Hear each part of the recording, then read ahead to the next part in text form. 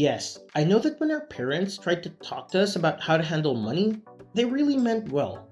But what if they come from a place where they don't know how to manage their own finances and expenses?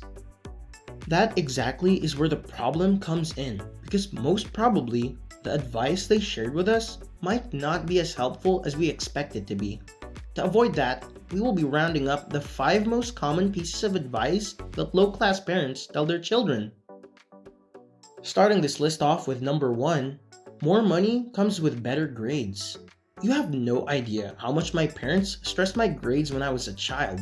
Every discussion I had with my parents involved how I was doing academically. Since the first day I walked into school, I had a poor grade point average. I don't really know why, but I absolutely detested going to school.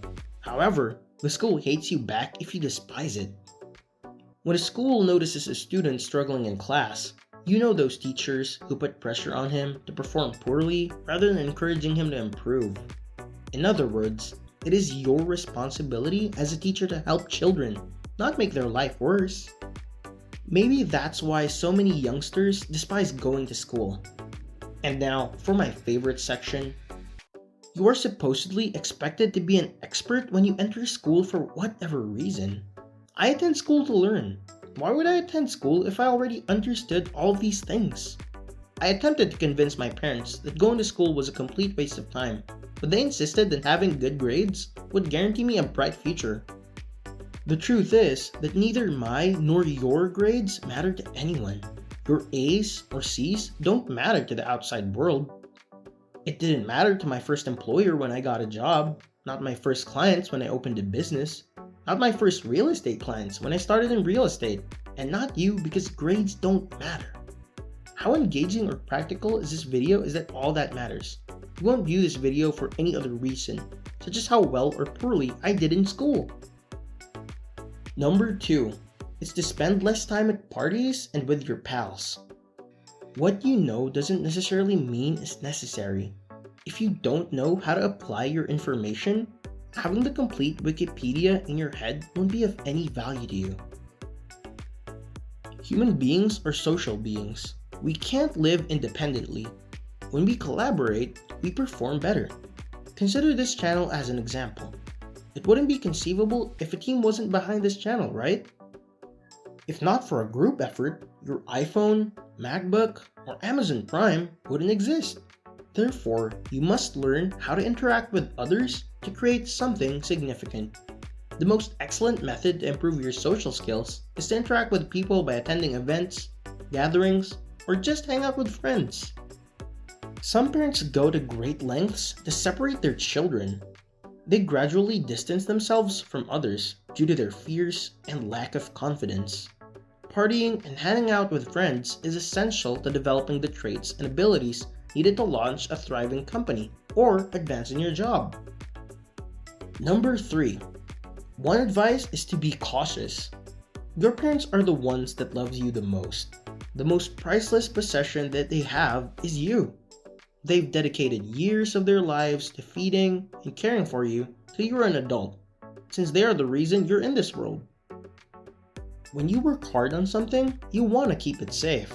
To be safe, your parents will typically advise you. Avoid taking unnecessary chances, get into college, get a job, advance slowly, and by the time you're 60, you'll be successful by conventional measures. Having paid off your mortgage and with any luck, having some funds left over. But in this world, that is not how you generate money. There is a specific law in business. The greater risk you take, the greater the potential profit. The return is smaller the less chance you take. The highest return you can expect from investing in government bonds, for instance, highly safe, is 2%, which is less than inflation. However, if you take a slightly more significant risk and put the money in the stock market, you may expect to receive 10%.